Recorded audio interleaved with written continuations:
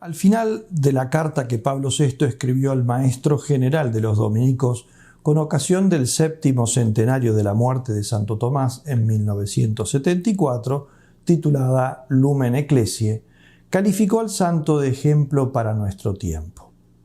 San Pablo VI, después de hacer un repaso de los papas que singularmente han apoyado, protegido, defendido y honrado la doctrina de Santo Tomás tanto en vida como después de su muerte, hasta el punto de que, en palabras del pontífice, la Iglesia con su autoridad convalida la doctrina de Santo Tomás y se sirve de ella como de instrumento privilegiadísimo, de modo que a él extiende en cierto modo, más que a otros insignes doctores suyos, el rayo de su propio magisterio, añade, citando a Pío XI, pues en los honores a Santo Tomás hay algo más que un acto de estima hacia él, es decir, el reconocimiento de la autoridad de la Iglesia docente.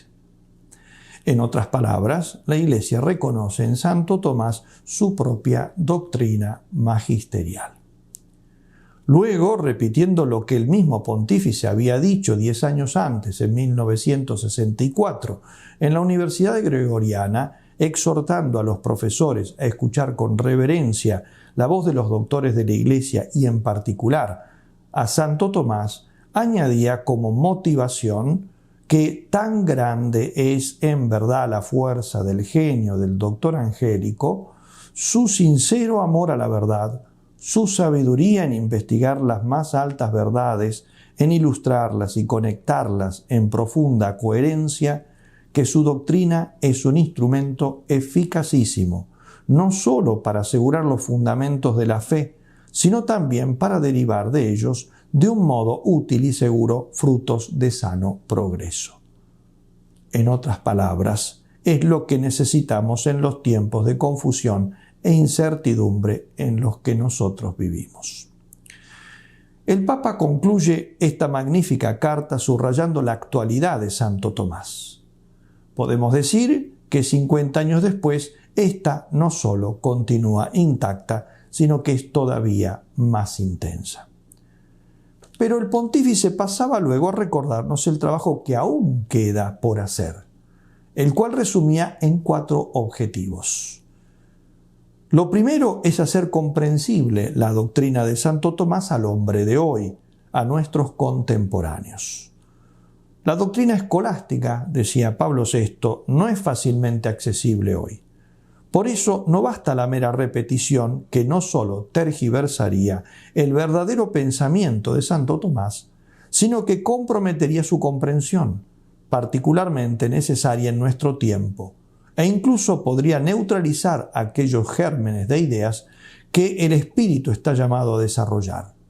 Por eso el Papa animaba a estudiosos y profesores a esforzarse para que el pensamiento del doctor angélico sea comprendido en su vitalidad. El padre Cornelio Fabro fue un modelo en este sentido. En segundo lugar, hay que responder con Santo Tomás a las cuestiones verdaderamente actuales. Palabras del pontífice, un segundo deber incumbe a quienes quieren ser seguidores de Santo Tomás en nuestro tiempo. Es necesario, en efecto, considerar atentamente lo que interesa hoy a quienes se esfuerzan por adquirir una mejor comprensión de la fe, sin la cual ésta no podría sacudir e interesar a los espíritus. Por lo tanto, la doctrina de Santo Tomás debe arrojar luz sobre cuestiones actuales, políticas, económicas, sociales, bioéticas, antropológicas, morales, etc. Cuestiones de nuestro tiempo. Decía también Pablo VI, los verdaderos seguidores de Santo Tomás nunca dejaron de establecer esta necesaria confrontación. En tercer lugar, es necesario buscar, como en un diálogo perenne, una comunión vital con el mismo Santo Tomás, porque él se presenta para nuestra época como modelo de un modo de pensar sumamente eficaz, al penetrar directamente en la raíz de lo esencial, al aceptar con mente humilde y bien dispuesta la verdad, sin importar de dónde venga, dando así un ejemplo singular del modo en que los tesoros y las exigencias supremas de la mente humana deben corresponderse con las realidades profundas contenidas en la palabra de Dios. Él también nos enseña a ser inteligentes en la fe, a hacerlo plena y valientemente. Pero imitarle, decía también Pablo VI, no significa solo hacer hoy lo que él hizo en su tiempo, sino tomar lo que él hizo y reescribirlo. En palabras del Papa, no se puede en efecto hablar de verdadera y fecunda fidelidad si no se acogen casi de su mano sus principios, que son tantos faros para iluminar los problemas más importantes de la filosofía y para comprender mejor la fe en estos tiempos nuestros y asimismo las nociones fundamentales de su sistema y sus ideas fuerza. Por último, imitarlo en lo más importante, su santidad. Porque el santo doctor, vuelvo a citar a Pablo VI, dejó también un estupendo ejemplo de santidad digno de ser imitado por sus contemporáneos y por la posteridad.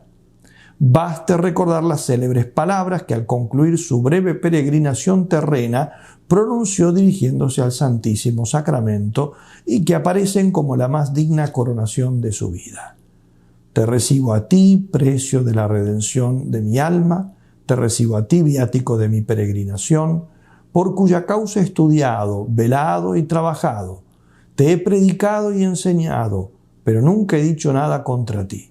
Y si por ventura lo he dicho, lo he hecho de buena fe, ni estoy apegado a mi juicio, que si hubiera dicho algo menos justo acerca de este y de los demás sacramentos, encomiendo la corrección por completo a la Santa Iglesia Romana, en cuya obediencia paso ahora de esta vida.